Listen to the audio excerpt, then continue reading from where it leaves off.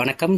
இன்னைக்கு நம்ம வீடியோவில் பார்த்தீங்கன்னா டாக்டர் ஸ்டோன் அப்படிங்கிற ஒரு அனிமையை பற்றி தான் பார்க்க போகிறோம். இந்த ஒரு அனிமி பார்த்தீங்கன்னா ஆல்ரெடி தமிழ் டப்லேயே அவைலபிளாக இருக்குது. ஸோ யாராச்சும் பார்க்கணும்னு நினச்சிங்கன்னா மறக்காமல் போய் செக் பண்ணி பாருங்கள். ஏன்னா இந்த ஒரு அனிமி பார்க்கறதுக்கே செம்ம இன்ட்ரெஸ்டிங்காக இருக்கும்.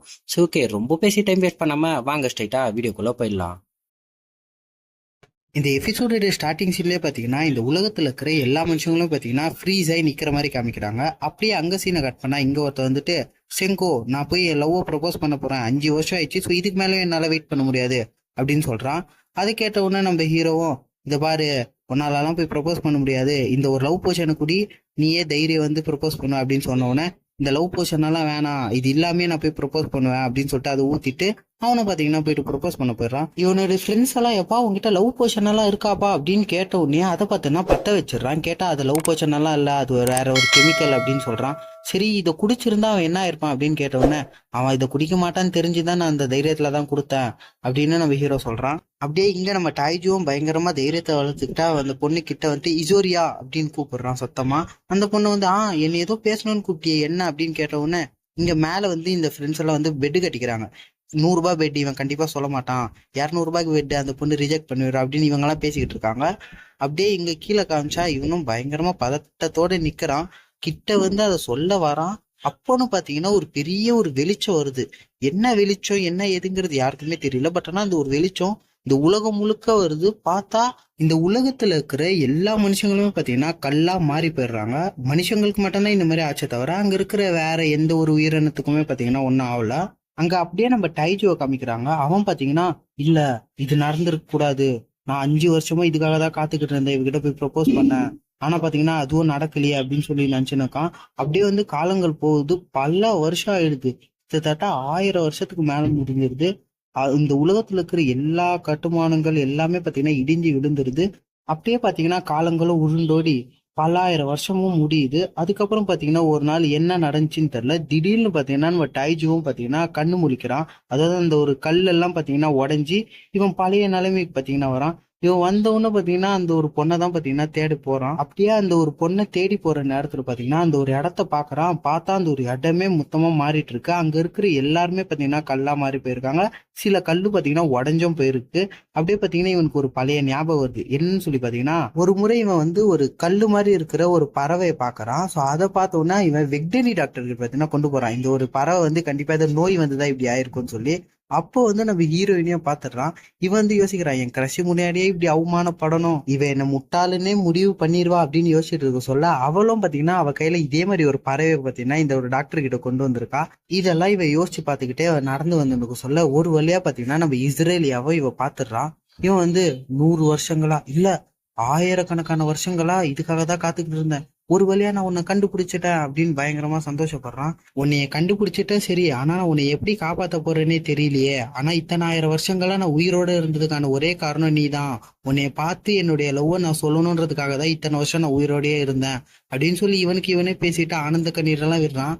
அதுக்கப்புறம் நான் எப்படி உன்னை காப்பாத்த போறேன்னெல்லாம் தெரியல, ஆனா நான் உன்னை கண்டிப்பா காப்பாத்துவா அப்படின்னு அந்த ஒரு சிலை கிட்ட வந்த உடனே இங்க பக்கத்துல பாத்தீங்கன்னா ஏதோ ஒண்ணு எழுதி இருக்கு. என்னன்னு சொல்லி பாத்தீங்கன்னா, நதியை பின்தொடர்ந்து வா, நான் உனக்காக காத்துக்கிட்டு இருப்பேன் அப்படின்னு சொல்லி எழுதி இருக்கு. அதை பார்த்துட்டு இவனும் அதை பின்தொடர்ந்து போக, உனக்காக தான் காத்துக்கிட்டு இருந்தேன் வளர்ந்து கேட்டவனே அப்படின்னு சொன்னேன்னு, செங்கோ நீயா அப்படின்னு இவன் பயங்கரமா கட்டி பிடிக்க போறான். இந்த மாதிரி ஒத்து துணியோ இல்லாம நீ வந்து இப்படி தொடாத அப்படின்னு அவனும் கத்திட்டு, சரி நம்ம எத்தனை வருஷமா இந்த மாதிரி சிலையா இருக்கும் அப்படின்னு கேட்டவுடனே, கிட்டத்தட்ட 5000 வருஷத்துக்கு மேல நம்ம இப்படிதான் சிலையா இருக்கும் அப்படின்றான். ஆமா உனக்கு எப்படி தெரியும் அப்படின்னு கேட்டா, நான் ஒரு நாளுமே இந்த மாதிரி கவுண்ட் பண்ணிக்கிட்டு இருந்தேன், நம்ம எத்தனை நாளா இந்த மாதிரி சிலையா இருக்கும்ட்டு அப்போத்துல இருந்து இப்போ வரைக்கும் கவுண்ட் பண்ணின்னு இருந்தேன் அப்படின்னு சொல்றான். ஏன்னா இவன் ஒரு சயின்டிஸ்ட்ல, ஸோ இந்த மாதிரி விஷயம் எல்லாம் பாத்தீங்கன்னா பண்ணிட்டு இருந்திருக்கான். அப்புறம் இன்னொரு விஷயம், இந்த உலகத்திலேயே நம்ம 2 பேர் மட்டும் தான் உயிரோடயே இருக்கோம், நம்ம 2 பேரும் சேர்ந்துதான் இந்த ஹியூமன் சிவிலைசேஷனை மறுபடியும் கொண்டு வரணும் அப்படின்னு பேசிட்டு இருக்க சொல்ல, இவன் பாத்தீங்கன்னா அந்த ஒரு வீட்டை பார்த்து பயங்கரமா ஷாக் ஆகுறான்.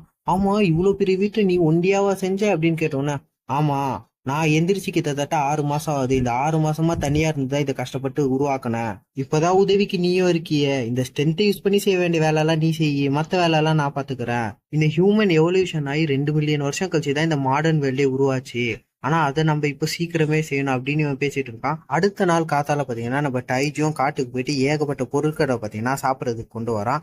அதை பாத்தீங்கன்னா நம்ம சிங்குவும் வந்து, இது சாப்பிடக்கூடியது, இது சாப்பிடக்கூடாதது, இதுல விஷம் இருக்கு, இதுல விஷம் இருக்காதுன்னு எல்லாத்தையும் ஒன்னொன்னா பிரிச்சு வச்சுட்டு அதையும் பார்த்தீங்கன்னா எடுத்து சாப்பிட்டுன்னு இருக்காங்க.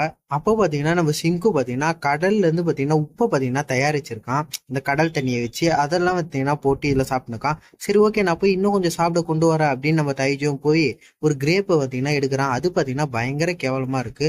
அங்க பார்த்தீங்கன்னா ஒரு மனுஷனுடைய சிலையை பார்க்கறான். அதை பார்த்தோன்னே ஓ இவன் தானே அந்த ஹை ஸ்கூல்லயே பயங்கர ஸ்ட்ராங்கஸ்ட் ஆளு அப்படின்னு அவனை பார்த்துட்டு அப்படியே வேற ஒரு இடத்துக்கு போறான். அங்க பார்த்தா யாரோ ஒருத்தங்க ஒரு கிளாஸ் பார்த்தீங்கன்னா வச்சிருக்காங்க. அதை பார்த்தோன்னே ஷாக் ஆகி ஓ அப்ப நம்மள தவிர இங்க வேற யாரோ இருக்காங்களா அப்படின்னு யோசிச்சு சொல்ல அதை நான் தான் வச்சேன். நீ என்ன நினைக்கிற நம்ம சாதாரணமாவே உயிர் தழுந்துட்டோம்னு நினைக்கிறியா? கிடையாது. இந்த ஒரு லிக்விட் பார்த்தீங்கன்னா உன் மேல பட்டிருக்கு இங்க நீ படுத்து நிக்க சொல்ல. அது மூலமா தான் நீ உயிர் தெளிஞ்சிருக்க. அதே மாதிரிதான் எனக்கும் ஆயிருக்கு. சோ இதை வச்சு நம்மளால யாராச்சும் மறுபடியும் உயிர் தள்ள வைக்க முடியுமான்னு தான் பார்க்கணும். அதை பத்தி தான் நான் எக்ஸ்பெரிமெண்ட் பண்ண போறேன்னு சொல்லிட்டு அந்த ஒரு லிக்விடை கொண்டு போய் பாத்தீங்கன்னா ஒரு பறவை மேல பாத்தீங்கன்னா ஊத்துறான். அப்போ பாத்தீங்கன்னா ஏதாச்சும் நடக்குமான்னு பாத்துக்கிட்டே இருக்கான். பார்த்தா ஒண்ணுமே ஆகல. ஷபா இதுக்கு மேல நான் என்னன்னு ட்ரை பண்றது? நானும் என்னால முடிஞ்ச எல்லா மெத்தட்லயுமே ட்ரை பண்ணி பார்த்துட்டேன். ஆனா எதுவுமே வேலை செய்யற மாதிரி இல்ல. எனக்கு தெரிஞ்சு ஒரு வழி இருக்கு.